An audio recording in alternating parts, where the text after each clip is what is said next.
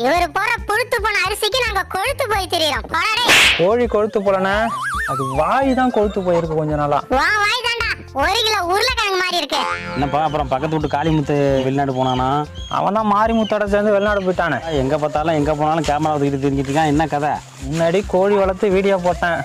இப்போ வீடியோ போடுறதுக்காக கோழி வளர்த்துட்டு இருக்கேன். ஆனா தீவனம் போட்டு மட்டும் வளர்க்க மாட்டோம். சரிண்ணா, அப்புறம் உங்க வீட்டுக்கு பக்கத்துல அந்த காவேரி பாட்டி இருந்துச்சு, இருக்காங்களா? அப்படி சனி போனா தனியா போவான்னு சொல்லுவாங்கல்ல, அது மாதிரியே பக்கத்துல இருந்த மாணிக்கம் தாத்தாவையும் சேர்த்து அழைச்சிட்டு போயிட்டு.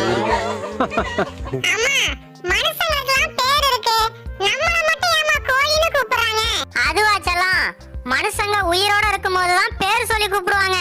செத்த அப்புறம் எல்லாருக்கும் ஒரே பேர் தான், போனாமா.